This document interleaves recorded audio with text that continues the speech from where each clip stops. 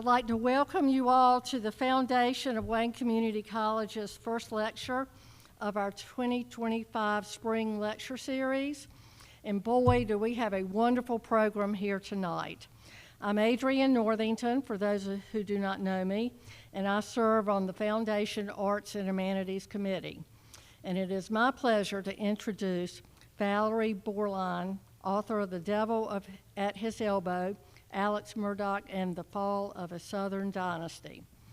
Valerie has been a national reporter for the Wall Street Journal for 19 years and writes about small-town America and Southern politics, economics, and culture. Ms. Bauerlein graduated from Duke University and lives in Raleigh with her husband and 2 children. Since Valerie has been covering the South her entire career, she saw this story as a chance to write about some of the dynamics she has observed for decades. Valerie sat in the courtroom every day of the trial and was the only print journalist to visit Moselle, the Murdaugh family home where the murders occurred. She spoke with more than 200 people in reporting The Devil at His Elbow. That included many people who had not spoken with any other author about the case before, including David Owen, the lead homicide investigator on the Murdaugh case for the South Carolina Law Enforcement Division. David retired from SLED last year and now works as an investigator with Goldsboro's very own Atlantic Casualty Insurance Company. He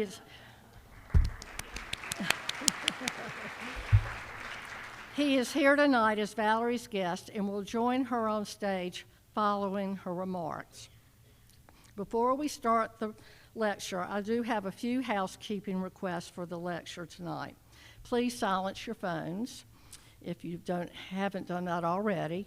And at the end of the lecture, you will have the opportunity to purchase a book out in the atrium, The Devil at His Elbow, and Ms. Bauerlein will gladly sign your book. So now, without any further ado, let's welcome Valerie Bauerlein.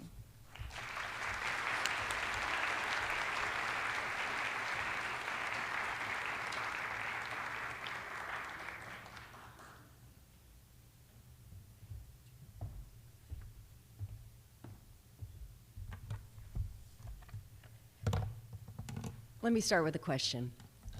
How many of y'all watched the Netflix documentary about the Murdaugh case? You and 24 million other people. It was by far the most streamed program of 2023 globally. I couldn't believe it, but people watched 2 billion minutes of that program. That's the equivalent of 4,000 years of content. And it was a similar story for the trial. The trial itself was by far the most streamed trial ever on court TV, double the numbers for Johnny Depp and Amber Heard. It was, and y'all, it's an incredible thing. The trial lasted 6 weeks, as you know. It had its own nomenclature. There were T-shirts that said Bus and Pawpaw and Mags and Bubba. There were mugs with Judge Newman's catchphrase, "Bring the jury." It was a cultural moment. And, there were ordinary people who were doing extraordinary work under very difficult circumstances, under the most scrutinized attention imaginable, including David Owen, who's here tonight with us. And I'm excited to put him back on the hot seat where he belongs. But I'm going to talk about 15 minutes about why it is I think this case captivated all of us so much. And I'm going to intersperse with 3 brief clips of David's interviews and time on the stand that I hope illustrate those points. I'd like to first thank, though, the Foundation and Wayne Community College for having me. This is an extraordinary event, and y'all, it's so wonderful to look out and see your faces here. I'd like to thank Brett and Brandy Strickland for being here and all the folks from Atlantic Casualty. I have some more special guests. My friend Joe Allen is here, former president of Meredith College, and my parents, Rose and John Bauerlein, and our lifelong friend, Olivia Pierce. My parents drove up from Wilmington to be here. My mom really wanted to meet David, so. So I'm going to talk for about 15 minutes, and then, as Adrian mentioned, I'm going to invite David up to do an interview with me on stage, and then we'll open it up for your questions. So first, why this story? And I think it was, at its core, it began as a mystery, right? Like a true whodunit. And we love true crime stories. We love mysteries from the beginning. And y'all know the first recorded murder, Cain and Abel. I mean, from the beginning, we have loved these stories, the murder ballads that came over with European settlers in the 1800s, Agatha Christie mysteries, Law and Order SVU, the longest running drama on television. We love a whodunit and how do you figure it out. And in the very beginning, it had those elements. It was this crazy double homicide on a hunting estate on a moonlit night in the middle of nowhere, frankly, but the middle of nowhere in a really fascinating place. The South, and particularly the Deep South, is the one place in the country that just evokes an image in your mind just by saying it. And Moselle, the 1,700-acre estate where this happened, is the ultimate Deep South location. And it also involved a very prominent family, and y'all know this, but Alex Murdaugh was the fourth generation scion of the family, the Murdaughs, who ran Hampton County and the 4 other counties in the Low Country for the better part of 100 years, since 1920, when they became solicitors. And in those days, and for much of the 20th century in a rural area, you had a sheriff, maybe a part-time deputy, and maybe a jailer who lived below the jail. And that was it. The Murdaughs, as the prosecutors, were the law. They investigated crimes, they decided who was responsible, who was not, and they also ran this very powerful civil law firm, which got very outside judgments. So it took place in a fascinating place. It involved a very prominent family that we're inherently interested in, and there were no suspects. It was a true whodunit. So I'm going to start here on that night of June 7th of 2021, when we didn't know what we didn't know. A call comes in a little after 10 o'clock at night to 911, and as is common in a rural area, the local law enforcement relies on state law enforcement investigators for help in big cases. And so immediately, the regional SLED officer, State Law Enforcement Division officer on call, got the call, got woken up at home, and that brings us to our first snippet with David Owen. This is in the car. His mobile office is famous Durango. I've seen it. I couldn't remember the mark. I got mixed up with that other car in A Famous Murder, but. But anyway, this is when you first meet Alex Murdaugh, and David's in a very funny situation here. This is 1 o'clock in the morning, so several hours after the homicides, 4 hours after the homicides.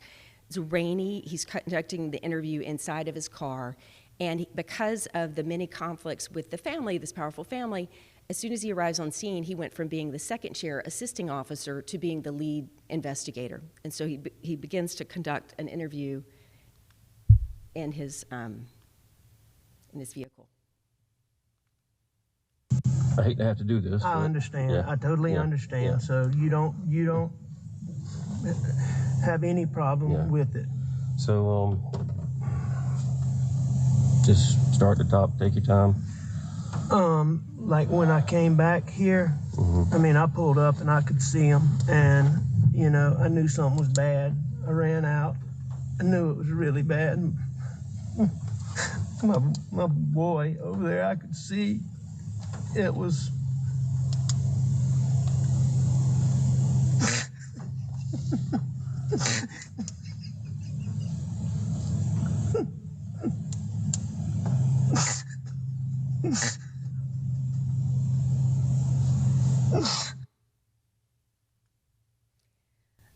It's extraordinary to watch that now because we didn't know, like I said, what we didn't know. A grieving father who's just seen his wife and his son brutally killed.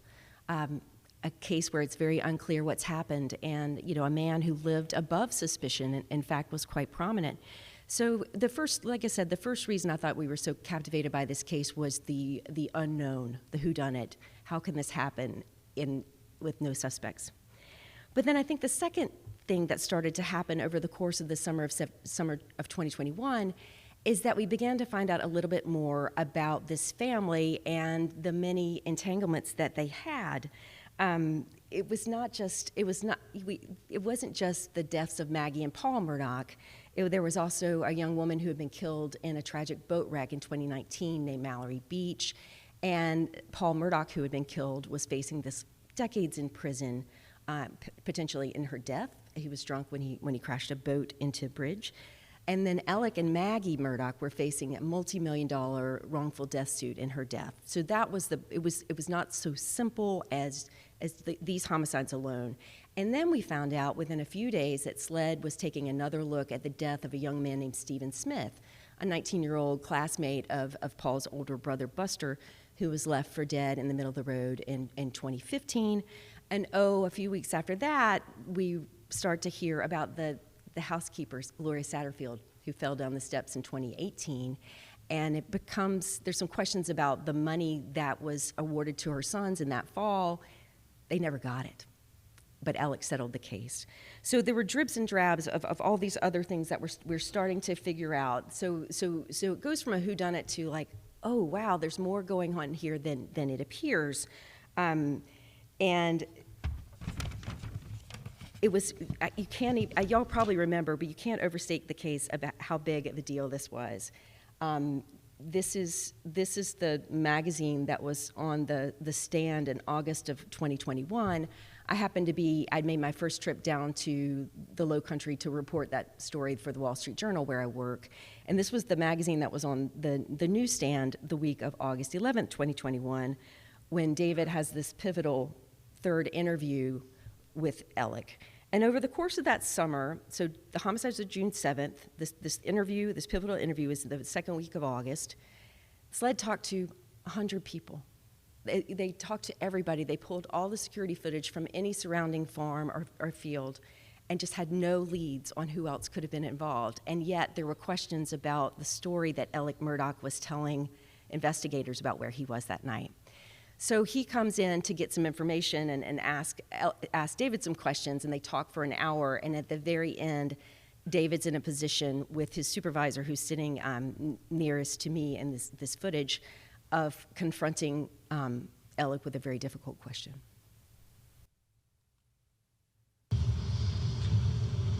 Thank you, ma'am. Yeah.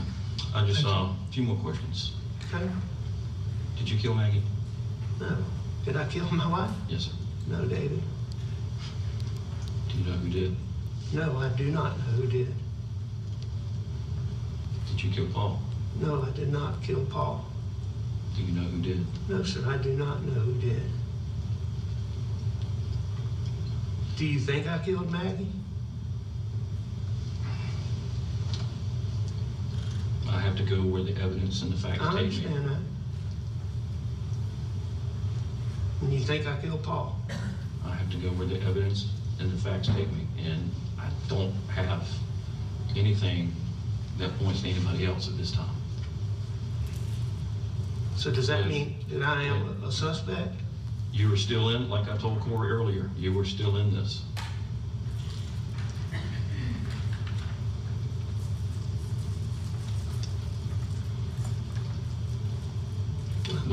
With everything that we've talked about, with the family guns, the ammunition, nobody else's DNA.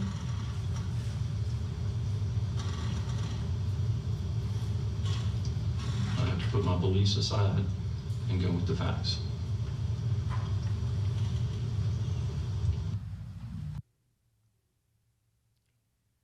So that's just extraordinary to hear. It always, I've watched it so many times over the last 2 years, because we didn't know yet what we were going to find out over the course of the next year. This was August 11th, and y'all remember what happened Labor Day of 2021 when someone may have tried to kill Alex on the side of the road, or maybe he staged it to set somebody up, and it was a very murky situation. And soon after that, we found out he'd been fired from the law firm for stealing monies from clients. He had a long-running drug addiction, and he was charged in October of 2021 in the first of the financial crimes involving Gloria Satterfield, the housekeeper, and her estate. And it just became this dizzying array of drip, drip, drip of Alex's vast crimes that we found out about over the course of the next year until he was charged in July of 2021, finally, with the killing of Maggie and Paul. I'm sorry, July of 2022. And that was after the emergence of a key piece of evidence that I'd like to ask David about, the kennel video that Paul Murdaugh had recorded the night of the homicides, proving that Alex lied about where he was that evening. So, you know, this case that started as a whodunit, and then things aren't what they seem, and then like, he did what, culminated in this 6-week trial in Walterboro, South Carolina. This is the first day of the trial at this historic courthouse where Alex Murdaugh's family had practiced law for 100 years, to the point, y'all remember, his grandfather's portrait of Buster Murdaugh had to be taken off the back wall because the jurors were looking right at it the entire time, and they didn't want anybody to be intimidated. So, you know, this trial became a cultural moment. CNN was cutting in for key witnesses, or when Alex took the stand, or when the verdict came in, or the sentencing, which is 2 years ago today, when Alex was sentenced to life in prison for killing Maggie and Paul. And, you know, I was there every day. I walked, and the Netflix series dropped right in the middle of the trial. And it went from crazy to a whole other level of crazy in terms of the attention and the number of people who are lined up outside every morning waiting to get in the courthouse. There were people in tents, y'all, at 4 a.m, driving in from Ohio or Florida because there were only 100 seats in the back of the courtroom for the public. And I had a reserved seat, you know, catty-cornered to David's, but I would often stop and ask people, why are you here? What is it about this case? And it was the same question, and I think this question is so important. You know, it started as a whodunit. It became this drip-drop of crime, culminating in the ultimate question that we cannot fathom, which is how can a man kill his wife and son? And, you know, Alex went to great lengths he had a very vigorous defense, I guess I could put it that way. And one of the strategies of the defense was to typically, and is often the case, hone in on the police and make them the object of suspicion rather than the defendant. And Alex had some personal animosity, as I understand it, towards SLED and toward David in particular. Because of David's affability and his professionalism, he thought that they were friendly, and he didn't realize, oh my gosh, this guy is really, until he was confronted, that it was a different situation. And it's my opinion that Alex's antipathy towards SLED kind of manifested itself in a very hostile treatment of David on the stand. It was a pivotal witness for the defense, and you could feel it. And this is just a quick, there were a bunch of pieces of evidence that were in question. The kennel video created it became the critical piece of evidence once it was discovered in the spring of 2022. But before that, there had been a bloody shirt that Alex was said to be wearing. An initial test from SLED showed it had human blood on it. A follow-up test showed it did not. And there was a snafu in the SLED computer system, and David Owen never got the email saying it didn't. And it became this big, you know, the defense was trying to say maybe SLED was trying to cover something up. So I'm going to play a very short snippet of the cross-examination by Jim Griffin of David Owen on the stand. And this is on February 15th of 2023. Been cross-checked. Okay. I don't have that report in front of me. Yeah. Another point. Just understand you were not made aware of the negative hemotrace confirmatory blood test until sometime in November of 2022. Is that right? That is correct. How is it that the lead case agent is left out of the information channel for something so significant? From what I was able to figure out, when the lab issues reports, pursuant to my case or any other agent's case, we have email notifications to go in and find that report, or you know, there's a new report available. Once I figured out that report existed, I searched my emails, and I did not have an email notification that report was there. There's multiple other reports. I had been in there multiple times looking at other reports, and that report, I did not see that report. I was not made aware of its existence. Sure.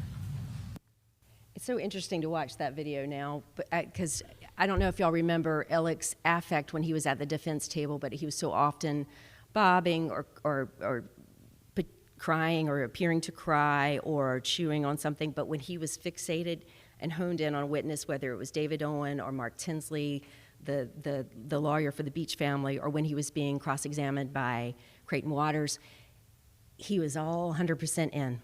And his eyes are, you probably saw it, but, oops. I was stunned when I'm so bad at this, sorry. Anyway, well, his eyes turned completely black. And it stunned me the day that and I've been working on this case for 2 years at this point, but the day that he was sentenced 2 years ago today, and we got his mugshot, his head was shaved, and we got his mugshot, and it said hair red, eyes green. I was like, he has green eyes? I thought his eyes were black. They're so dark. So at any rate, it was an extraordinary whodunit, a procedural, as we found out more and more, and then ultimately this trial that tried to answer the question of how can a man kill his wife and son, and of Alex Murdaugh trying to divert attention until we got to that guilty verdict. And with that, I'd love to bring up the man I've been talking about, David Owen, to talk. This is the South Carolina Law Enforcement Officer of the Year 2023, David Owen.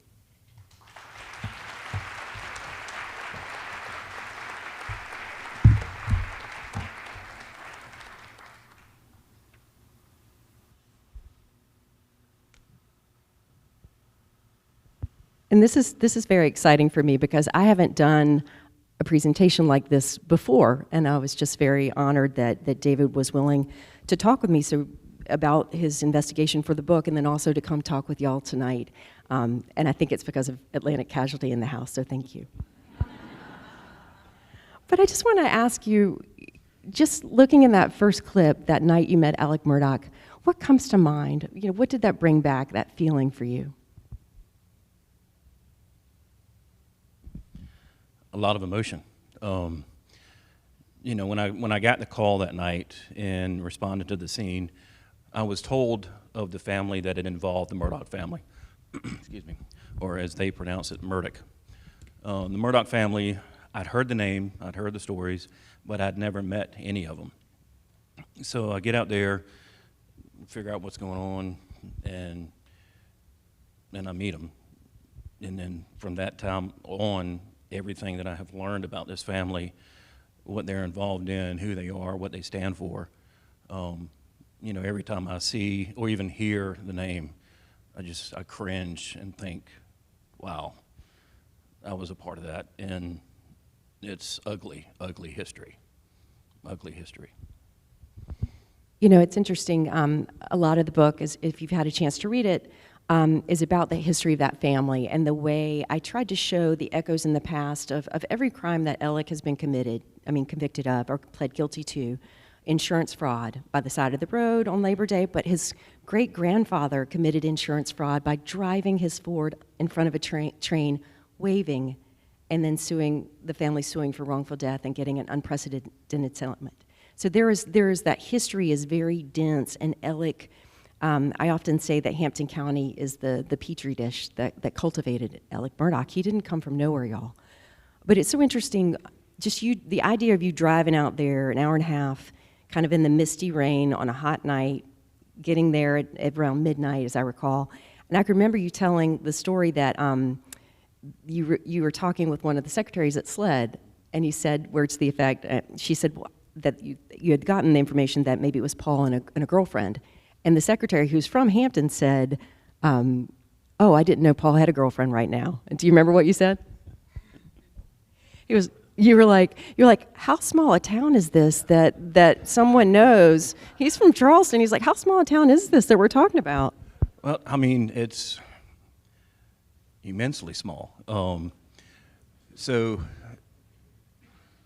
our secretary at the time for the SLED Low Country office, her name was Debbie.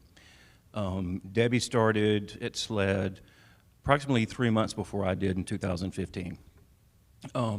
Her predecessor was Beverly, and you'll recognize the last name from the book. Her last name is Cook. Anthony Cook is her son. Beverly Cook was the secretary at SLED, and Anthony Cook, the boyfriend of Mallory Beach, who was on the boat.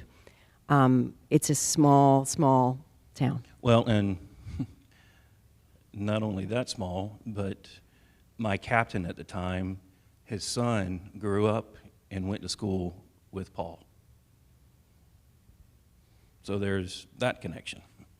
And the scene was so, it was so dark out there. I remember Kenny Kinsey, the crime scene expert for the state, said, being at Moselle at night is a new definition of dark. It took the lead police officer, Daniel Green, running lights and sirens 20 minutes to get there from downtown Walterboro, and he missed the turn getting out there. But by the time you got there, you had to park way down the road because there were so many law enforcement, but also civilians there. Civilians, rescue personnel, the coroner and his team were already there. So I mean, and that's always been there's always been an issue when you get called and have to travel an hour and a half to a scene. You're the furthest back, so now you got to walk all the way up there. Then you get up there, and it's like, okay, well, this is what I need, so you have to walk all the way out to the car. I'm like, can y'all move some of these cars so I can get mine closer, please?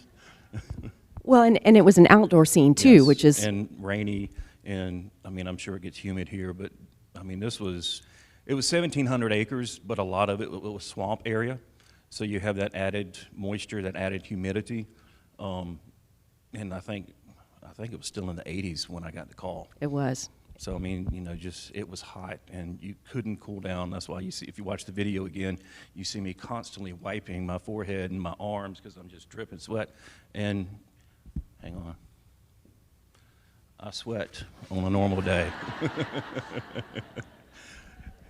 But I think one of the things that was interesting to me, I covered the cop beat when I was a younger reporter in Winston-Salem, the night cop beat, and I went out on a lot of scenes.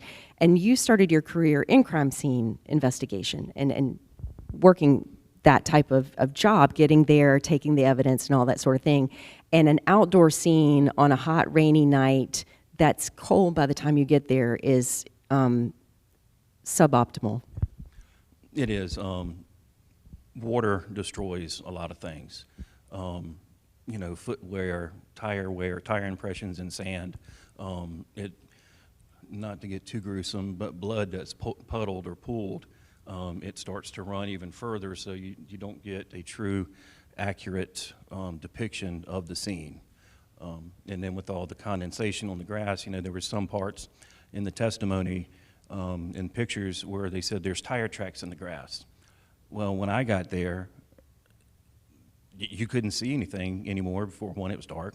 Two, it had been raining, so you have that added moisture, and they're all covered up. Not to mention 15 to 20 people walking around with no real control. And like I said, like you said earlier, you don't know what you don't know. Once you get out there, once you get to any scene, or everyone in here, or just about everybody in here, is parents or has kids or knows kids. When you look at something, what's spilled in your house, then you look further to find out where it came from. So, that's what crime scene investigators do. You look further to see where that came from. So the scene continues to grow and grow and grow. Well, within the first 30 minutes of responding officers, you don't know. And I can say this, you probably can't because the case is still under appeal. That scene sat by itself for quite a long time. If Maggie and Paul were killed just before 9 o'clock, the first officers get there around 10:20. It was left unattended for a period of time, and it's entirely possible and unknown at this point whether anybody else might have been out there that we don't know about yet. So going, kind of going chronologically through that summer, how did it feel to you to have? I think the first Dateline was like 3 weeks after this, and in the midst of that, to realize that the only finger pointing to a suspect right now is the father and husband, Alex Murdaugh. As you go into that third interview, what was that like? Well, first of all, I was quite surprised that he sat for so many interviews and was so open with me. But as an investigator, you want to keep them talking, and I knew where my interview was going to go, and I knew this was going to be the last time. Hoping it wasn't, but I knew it was going to be the last time he spoke with me. So I had to be very cautious on how I set up the interview. So I mean, you know, I didn't sleep much the night before. I spent. And your air conditioner was out. Yes. Well, that actually kind of made it better because my wife and kids were at my in-laws. So I had the house to myself. I didn't have to, you know, I could sit down and think in front of the window unit.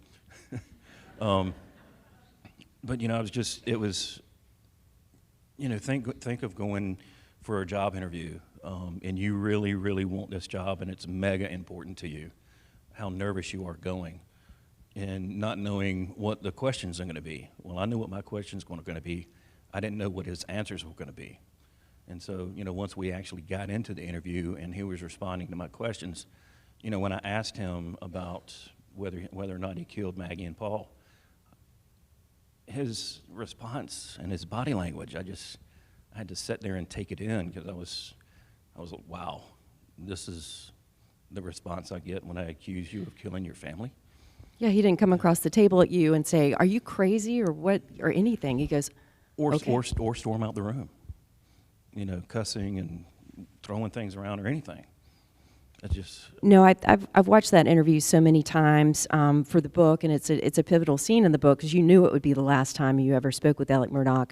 But like you said, there was so much pressure that summer to have an answer. It was extraordinary, and SLED, to their credit, and my frustration was a locked box. We didn't know what y'all were up to at all. But there was a lot of questions about why you wouldn't push harder against the person that discovered the body at the very beginning. But what became clear as I built my chronology is that you got 3 major interviews out of Alex Murdaugh, 3 hours of statements that were on the record and very revealing. And one of the things that I found so interesting about you is that you know, Alex Murdaugh's larger in life. If he walked in the back of that room right now, you would know he was here without turning around. He's that kind of energy. He's very brash. He's very loud. People who told me, he's like, you know, Val, he would roll up to a party with blue lights and sirens on in Suburban, just so you'd know he was there. And you're not that. You're taciturn and methodical and careful. You pause 5 seconds before you speak. So it always struck me that even though your number was up, that you seemed temperamentally well suited to Alex. So this is the main question on a lot of people's minds, including my sister Lisa, who really wants me to ask you the kennel video. Talk about a little bit about when you found that out and what, you know, a little context about what it was and how you came to find out it existed. One of the privileges of working for SLED as an investigative agent is you have the ability to work from home. But we cover 12 counties, so it's hard to go to the office, go out, come back to the office, go home. And I lived an hour away from the office. So that day, I had been working from home. It was relatively late in the afternoon, and I was sitting there at my computer, and the computer crimes lieutenant called me, and you know, we conversed back and forth many a times on this case, and I was like, what now? So I answered the phone. I'm like, hey, what's going on? He says, we got into Paul's phone. I'm like, awesome. What'd we find? He said, I put it on your shared drive. And I said, what did we find? He said, go to your shared drive. There's a video you need to see. I'm like, oh my God. So I pull up the video, and I'm surprised my phone still worked after I threw it up in the air and it hit the ground. And you know, I'm surprised neighbors 5 doors down didn't hear me screaming and call the police. I was ecstatic. It was, you know, I'm married, I've got kids. Those are all best days of my life, but my work life, that had to be one of the best days up until that point. I could not believe what was on that video. It did not have Alec in person, but it had his voice on there, and I said, pardon my language, I'm like, son of a bitch, I got you. And it was you had encouraged, this was in April of 2022? Correct. And the homicides were in June 7th of 2021. And Paul was a very private about his phone. Nobody knew his passcode, and it wasn't synced to the cloud. And as I recall, you encouraged the investigators to try his birth date, try 4147 from 4147 Moselle Road, and they said, no, it's an iPhone, we don't want to lose any chances. So what happened with the passcode? And as I recall, at the time, your passcode was your birthday. Not mine. At one point it was. No, I've never used my birthday. I use other people's birthday. Maybe it was Megan's birthday. No, just kidding. When we first got Paul's phone, you want to get into it. I mean, it's like picking up your kid's phone. It's like, oh, what are they doing? So I wanted to get into Paul's phone. And, just by looking at the spaces for characters, I knew it was 6 digits. I'm like, okay, well, that's a date or some type of variation of numbers. I'm like, let's try his birth date. And they're like, nope. We don't want to take a chance of ruining trash in the phone. I said, it's just one. We've got at least 10. Let's just one. And they said, nope, we're going to try and crack it first. So through the software systems that we use to process phones, the company was going to try it for us, but it had to run through the Secret Service. So the phone was delivered to the Secret Service, and the Secret Service agent, who's worked on phones numerous years, he goes, well, before I send this off and use our 1 coupon a year that we get for the entire state, let me just try his birthday. So the Secret Service agent called up the computer crimes lieutenant and said, I got in the phone. It was his birthday. And it's, but for that piece of evidence, Alec would not have been charged. I'm not going to say that. You don't have to say that because Creighton Waters said that on the record in the book. So, But just a little hint, if your passcode is your birthday, change it. I want to ask you, do you have any questions for me about this book and putting it together? I hate to put you on the spot. I know what this has done to me. How did you handle it? Sorry. Our first long interview on the phone, I have in my notes, every time you cried. And it was 4. It's such I feel like this case, I've been a reporter for almost 30 years, and this case has been such a crucible. I've never seen the like of it. Back to our, billion minutes of watching. It was very intense. It was very difficult. But I think one of the advantages I had is I knew from the beginning I had to write a book. I'd signed the contract. I had to deliver a book. And Alex Murdaugh is a deeply bad person. I have come to accept he is an evil person. Evil exists in this world, and it found a home in Alex Murdaugh. And so I was writing a book about a person who is not an anti-hero. He's not Don Draper and Madman that you like in spite of yourself. He is a bad man. So it was important to find the people who were trying to unwind this corrupt system and confront this corrupt person. And so in my mind, getting to know you, what this was like for you, how you did that, getting to know Mark Tinsley, Blanca Simpson, Creighton Waters, others who were, Shelley Smith, who were putting pressure on this case. So it was very intense, and I did have moments where and you and I have talked about this, it is a strange thing to know that whatever happens next in my career, I will be associated with Alex Murdaugh, and you will as well. It'll be a defining case in your career. And this isn't a question, but I just want to make, the statement about, you said looking into his eyes, and I mean, the breath went out of me the first time that I saw a picture of Alex Murdaugh and his eyes were black. I was like, his eyes aren't black. Why did they color him in? But they didn't. And to say how evil he is, and just, and I knew a lot But Valerie went into great depths in research in this book, and there were things in the book that I didn't even know. I couldn't concern myself with a lot of it. I just had to figure out why Alec did this and hold him accountable. But going around trying to interview numerous people in Hampton County and surrounding counties that absolutely refused to talk to me, not because I'm the police, which we get quite often, but because they were scared of the Murdaughs. They didn't want to be the next dead headline. And it didn't just run with the communities, it ran with his law partners.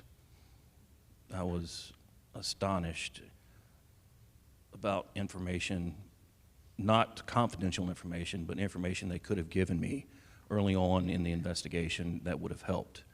And they just withheld it. It really, I had the same experience. I've been a reporter for a long time.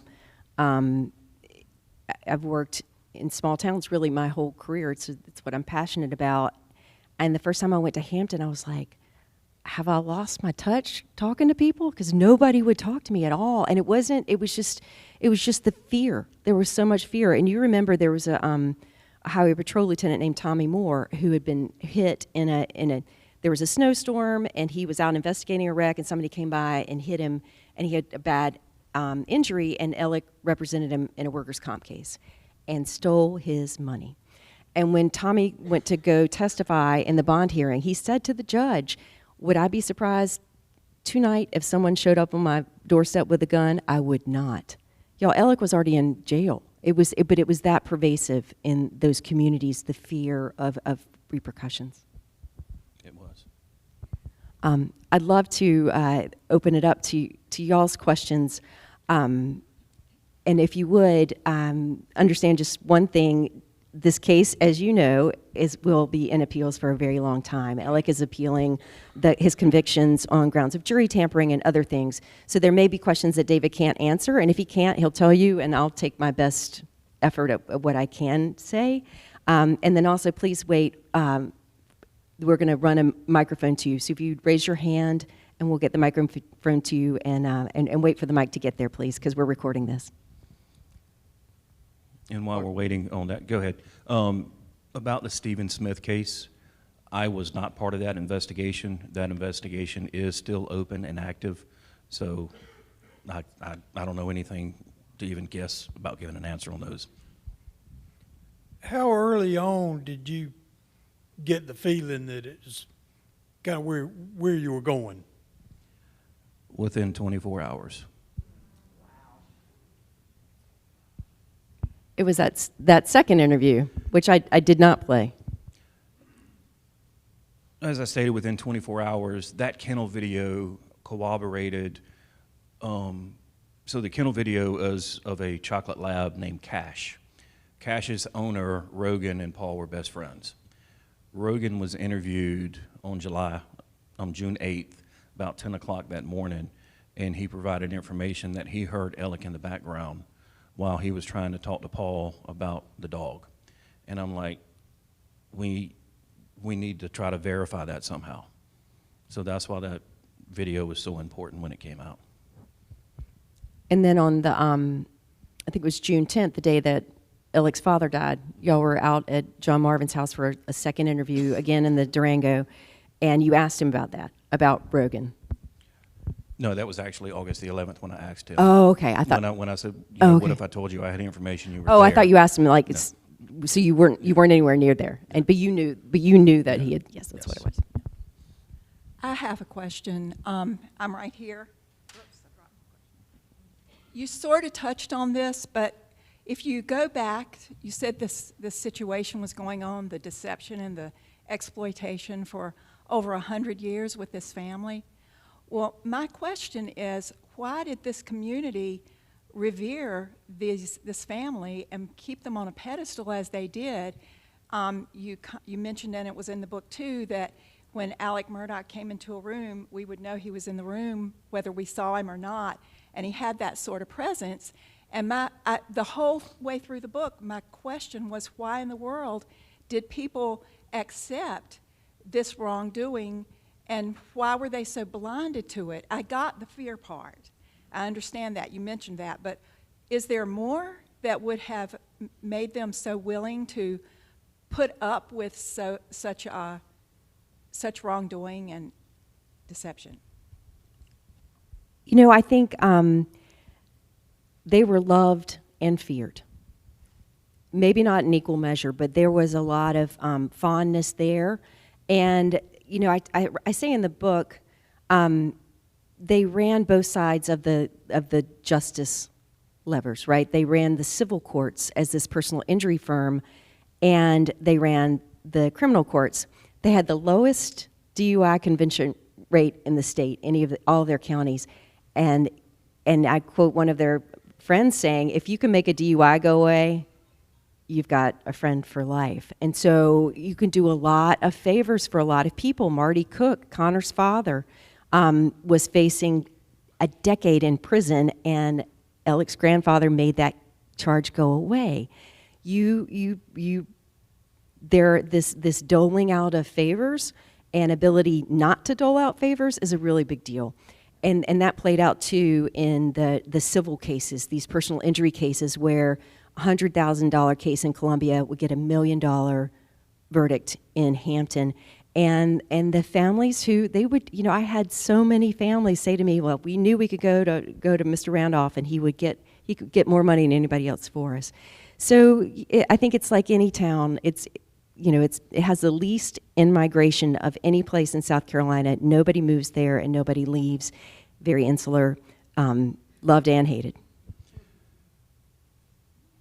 Many people told me that if you're a friend of Alex, you're set for life. If you make him mad, you better move. And that was most of the entire family. If you had a friend in a Murdaugh, you were set for life. You didn't have to worry about anything. But if you couldn't provide for them, then you were useless and you had no business being in Hampton. A lot of people, everybody that got injured around Hampton or some of the surrounding counties went to the Murdaugh firm. And it wasn't just the Murdaugh, it was the Murdaugh name, so any attorney can handle your case. But you were going to get money. And they never went to court. It was all settled out of court. Because they knew they were going to lose if they went to court, and it was going to be much more. So most companies just paid.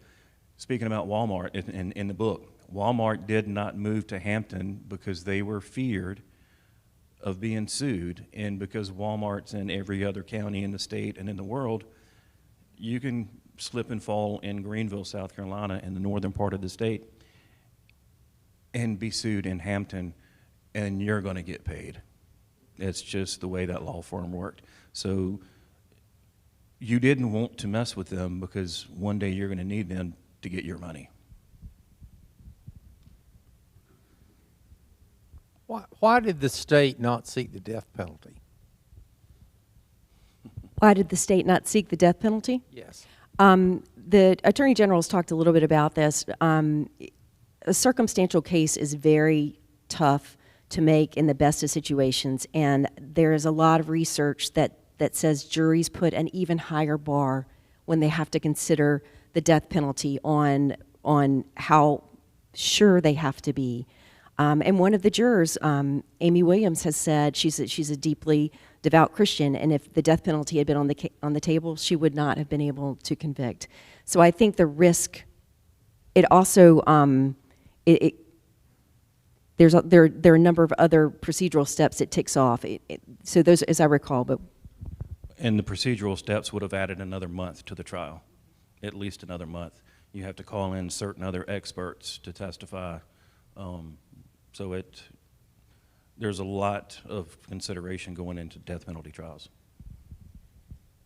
As a lover of mysteries, all of us have heard these terms, crime of passion or premeditated.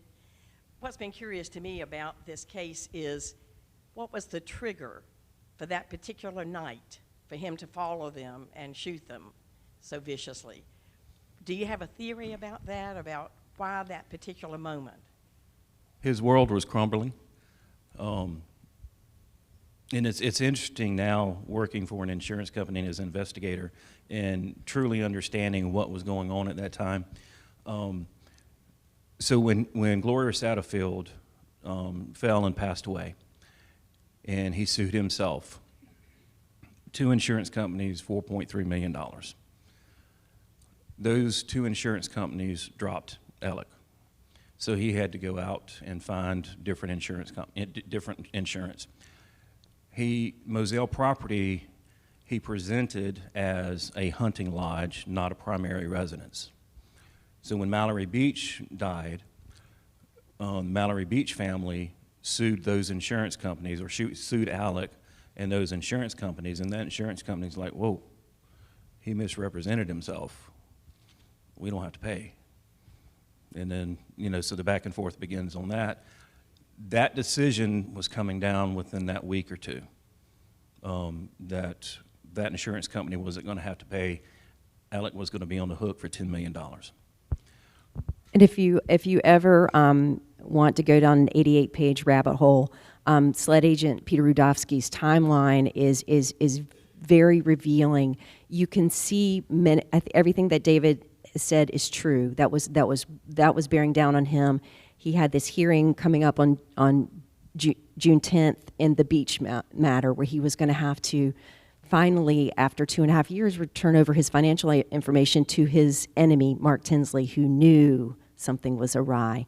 All that's going on, but if you look at the timeline, second by second, Jeannie Seckinger, the administrator of the law firm, confronts him about $792,000. He gets a phone call, they're interrupted, his father's going to the hospital. Within minutes, he reaches out to Maggie and encourages her to come home. She's not supposed to come home. He lures her home and Paul home within minutes of that confrontation. So I also think 2 things can be true at the same time. I think maybe that was a break glass plan in his mind, that maybe if worst came to worst, he might have to change the subject, become an object of empathy, sympathy rather than suspicion. And I think something snapped that night, and Creighton asked him 9 ways to Sunday, you don't remember the last thing y'all talked about over dinner? You don't remember when you were withdrawing from drugs the day before and back on drugs that day? You don't remember what y'all might have talked about? And he didn't. So I think 2 things can be true at the same time, and we will never know what exactly that flashpoint was, but I tried to give you some indication in the book of that Blanca Simpson, who was in the house that day and the next day, her strong suspicion was that it involved drugs. Were either one of you threatened or felt threatened because of your involvement in this case? I was not threatened, and I certainly didn't feel threatened. But I mean, in generality, as a law enforcement officer, you have to take precautions. You have to be concerned, and with everything I found, and I don't own any property. My wife does. So my name's not on a lot of stuff. And that's just by happenstance, not just because, but it kind of worked out in the long run. And I don't live in that community. I live about an hour and a half away. I think at the beginning I was very nervous, very nervous, and a couple of times I wondered why I kept thinking I saw the same car in a parking lot next to me. But after, the luxury I had with the book is time, and I was able to go back to Hampton County after the initial shock of Labor Day, after the initial shock of his arrest, and get to know people. And it's a small community, and once someone feels that you gain some trust, and it built on itself. And I'm proud to say I have a lot of friends in Hampton. They actually hosted a reading and book signing for me in September at the coffee shop in Varnville. I mean, right across from where the family grew up. And I remember one of the former county councilwomen said, she was very good friends with Maggie. She said, I'm glad that someone told what it was like in this community without making us feel like a bunch of rubes for going along with it. So I actually have great fondness for the people there. Do you think that he could have been convicted if he lawyered up instead of spending the time talking to you? I'm sorry, could you repeat the question? Do you think he could have not been convicted if he had spent his time lawyering up instead of talking to law enforcement? I don't think Alec can remain quiet. He loves to talk. So, and that's, you know, and that was it's kind of a telltale sign during the trial. His lawyers did not want him on that stand. But Alex said, I'm going. My people have to hear from me. And that's what he said, my people. So, but had he lawyered up and kept his mouth shut, we probably would gotten a conviction. It would just been a little more difficult. And yes, and I tried to show in the book the several nights leading up to his testimony, his lawyers were calling every well-known defense lawyer in the state to say, to tell Alec, so-and-so says you'd be crazy to do this. So-and-so said, you know, all these people you respect are saying there's no way that you should do it. And he said, I'm going to. And then he did for 2 days. And then again, in the epilogue of the book, which is the sentencing in Beaufort, his lawyer says, well, you know, Alec, as a point of privilege, is allowed to stand up and make a statement. He wants to speak for 5 or 10 minutes. And he stood up and talked for 45 minutes. And he turned his ire on you, and I was texting you, and I was like, you know, and you're like, I've heard all this before. So I think I agree with you. I think it's his birthright to talk, particularly in a courtroom. I thought this was the best book I've read in the longest time, so thank you. It was a fabulous read. But what Thank you. Tell all your friends. I do. And a friend told me who's here, and I've told everyone, and it's just the best. But I keep circling back to Stephen Smith, and I know that's not a finished, but what am I missing about Stephen Smith? Is there supposedly a relationship maybe with Buster? Is that the thought of? I'm not going to let you answer that, yeah. There is so much we don't know about Stephen Smith, and it's a source of great frustration for the family and for many, many people. That'll be 10 years in July since that young man was killed. There have been, sometimes I think the current theory of the case is that Occam's razor is true. What appears to be true is what happened.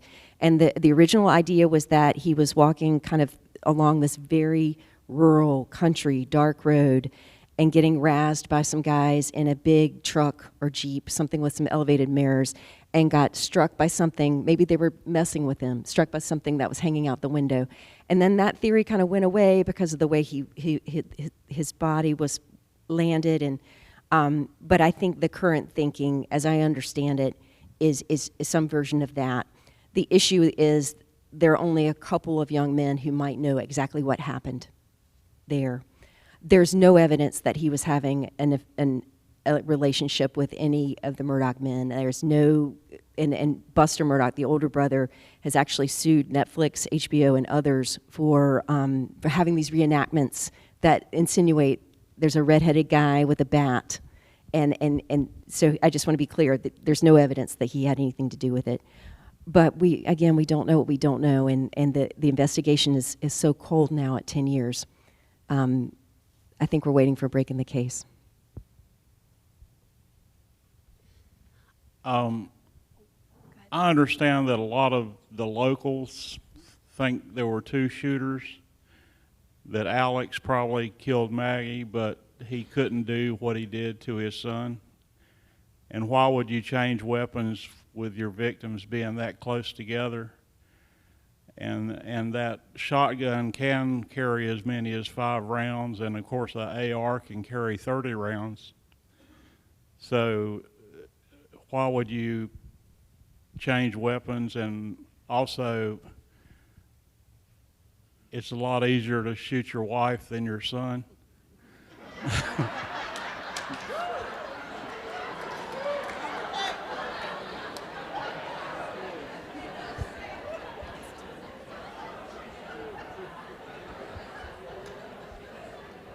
Huh? No.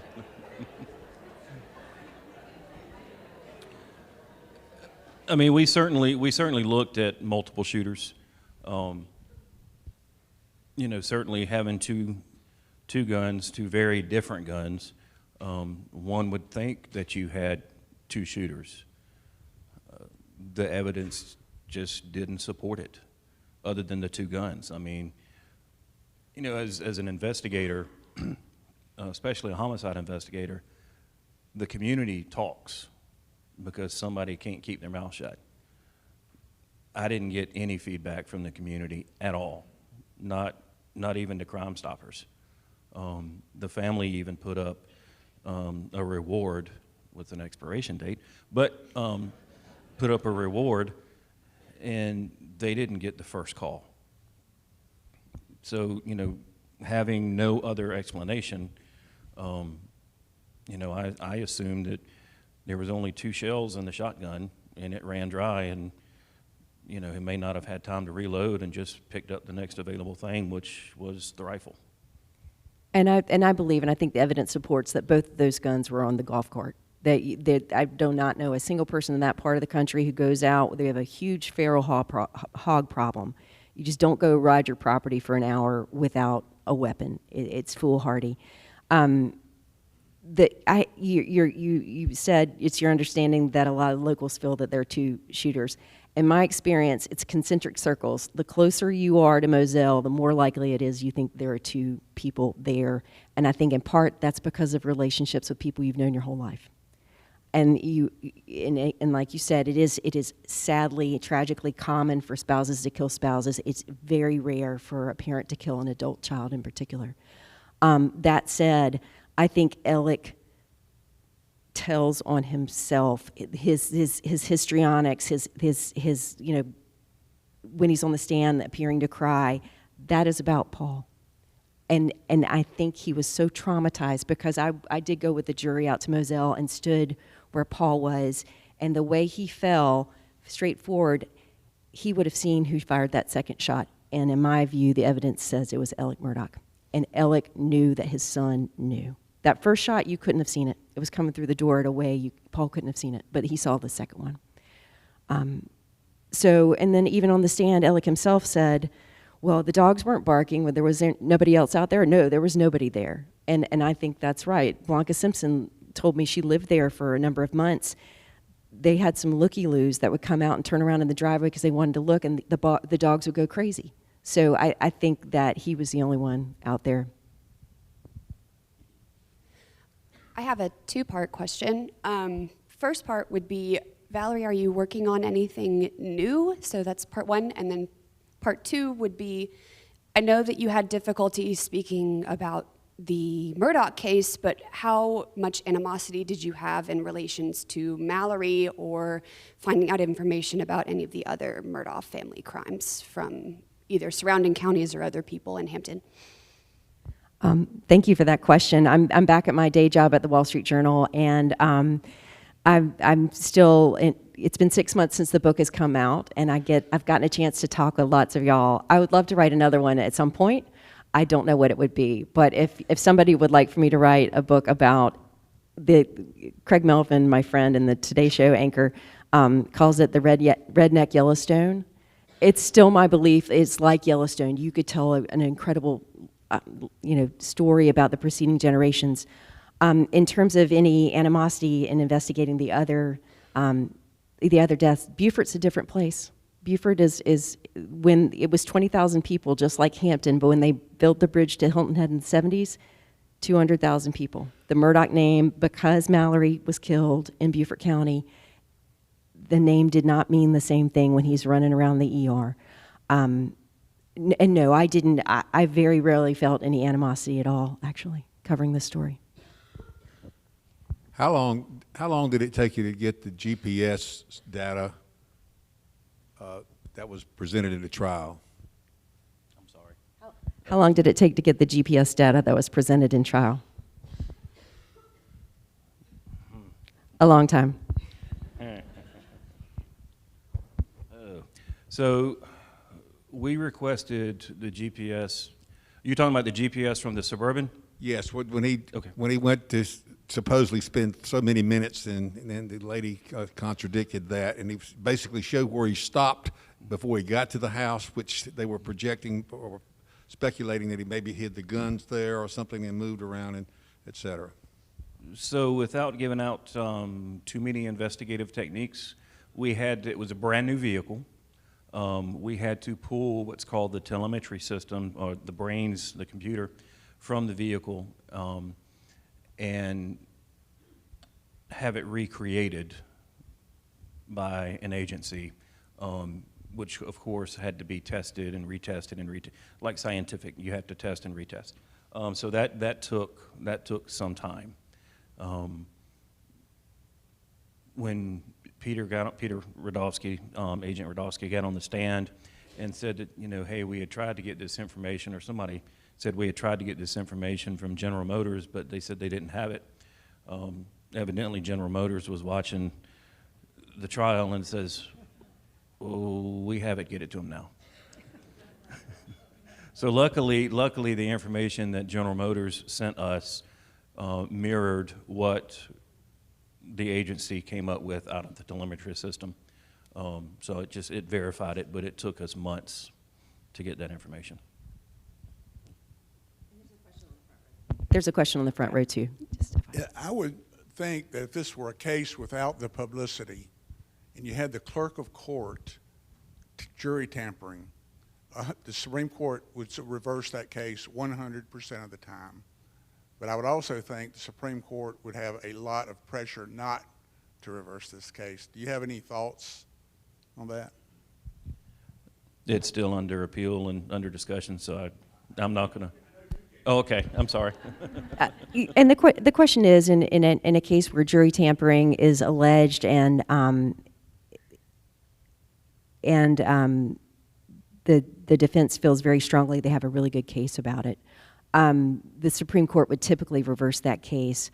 I think Dick Harpootlian, the lawyer for the defense, has said in some frustration to me, well, it used to be the case that the rules didn't apply to Alex Murdaugh, meaning the rules didn't apply to them. And he's like, and now the normal rules don't apply to Alex Murdaugh. In the reverse, you remember he was also, you're a lawyer, he was disbarred without due process. He was supposed to be given a hearing where in front of the Supreme Court in September of 22, where they would have to prove why he needed to be disbarred, and the Supreme Court justice, the Chief Justice, just said, nope, he's disbarred. So I think that's probably the best way I should answer that question. Valerie, tell us how you came up with the title for the book. How did I come up with the title for the book? If you open your book and you look at the part names that says like the Prince of Hampton County or Black Box, 7 Shots in the Dark, those are the ghosts of titles past. Those are some of my working titles. It was at the very end of the process. I had been very enamored of the Prince of Hampton County as a title. I liked it because it got at the dynastic nature of this family. He was the fourth generation of this family. And I liked the Prince of Tides. Pat Conroy was good friends with Alex's grandfather. And I also liked, kind of the bridges of Madison County. It had that feel. But in the end, the publisher felt we needed something more expansive that got at it wasn't just him. It was the whole nature of evil as it transpires over generations. So my daughter was reading Macbeth. She's in high school. She was reading Macbeth, and so I went back and read it with her, and I was like, certainly, Fatal Vision, one of the great crime classics down the road in Fayetteville, that's from Shakespeare, and Sound and the Fury. There are a lot of great names. I couldn't find what I was looking for. And when I was in college, I'd read a lot of Cormac McCarthy, and he had died not too long ago. So I actually was flipping through Blood Meridian and came across the quote, there's meanness in the least of creatures, but when God made man, the devil was at his elbow, a creature that can do anything. And I just loved it. Who can be capable of the evil that he exacted on the poorest of these? He was not Bernie Madoff when he stole from numbers on a spreadsheet. He looked at people broken bodies in a hospital bed held their hands and promised to do right by them. There was something, I tried to devote a significant amount of time to the financial victims so you could see how the moral rot that was in him over the course of years. One logical conclusion is that it does not become as far a bridge to commit depraved violence against your loved ones. David, just 2 questions for you as far as in your third interview. When you asked that question if he killed his wife, when he immediately looked down and repeated your question back to you, what did you feel at that point? I was dumbfounded. I had to basically recollect my thoughts. I was like, wow, we're really doing this. I'd kind of felt it, but to actually hear him respond the way he did, and years of training and years of experience, finally came to fruition with that answer, and I was like, wow. Okay, let's move on. It was dumbfounding. And if you go back and watch his testimony over the course of 2 days with Creighton Waters, on the cross-examination, he frequently, more often than not, repeats the question. It's a common conscious or unconscious stalling technique to buy time. It's a key indicator for us, correct? Yes. Yeah. Second question. When you're on stand testifying, and she speaks of the eyes, which I spoke of before she even started talking, could you feel him burning in you? Because that's what it looked like to me, was that he was just, if he could get up and get to you at that point.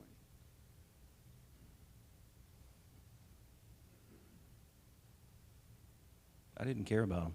Yeah, well, I'm just so saying. I didn't. I wasn't going to give him. I wasn't going to give him the luxury of trying to distract me.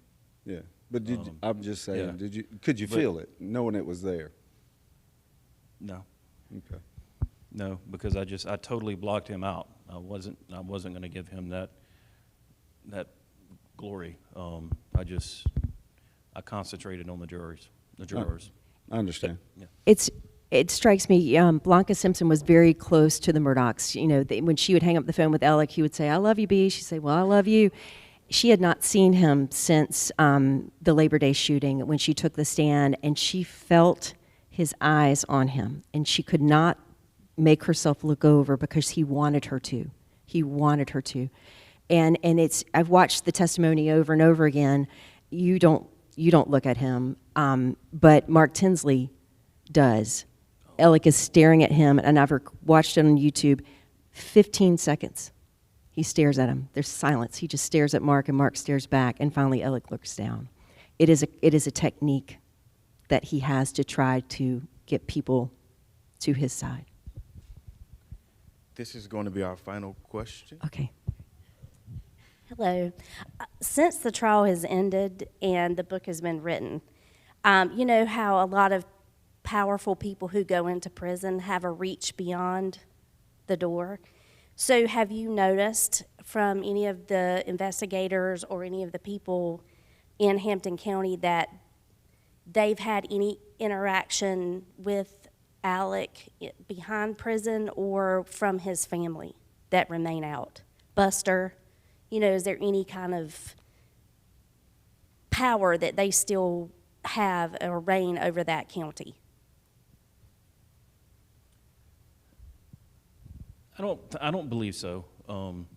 I think because the case is still under appeal, and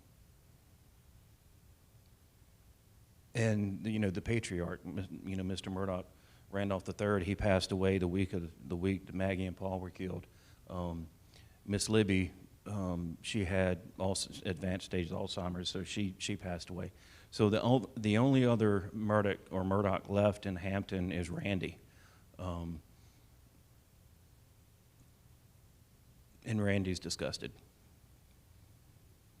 John Marvin lives down in the Beaufort area where he runs his business. Their older sister lives in a different county. So they've even changed the name of the law firm. It's the Parker Law Group now.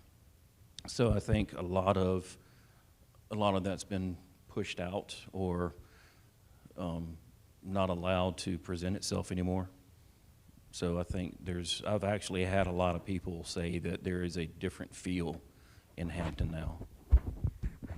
And I would add to that two things. In the end of the book, I try to give a little insight to what I understand his life to be like in prison.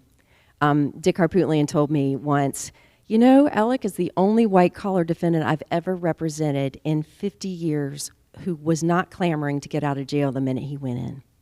He adapted to it. He is, in the book, I described him as a master of a small world, whose world has just gotten smaller, but he is still, the evidence shows he's able to get more money in his commissary by convincing people to put money in somebody else's, paying them a fee, and then getting to buy more Pop-Tarts. I mean, he is himself in prison.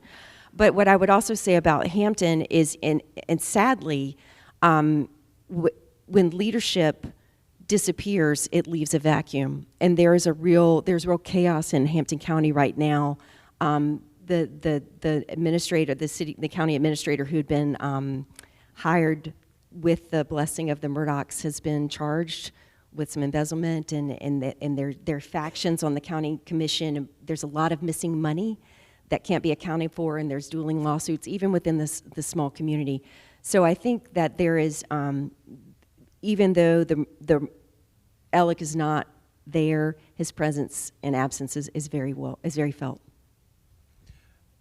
And I will add that, so with the South Carolina Department of Corrections, you can go on the website and search an inmate and see all the trouble they've been in and the punishment and find out what prison they're in. Alec is listed in there, but his prison's not. It's confidential. It's in the epilogue. He's been moved. Oh. Well, I can't thank y'all enough, and I really appreciate David for being here and spending this time. It's been great to spend this time with you.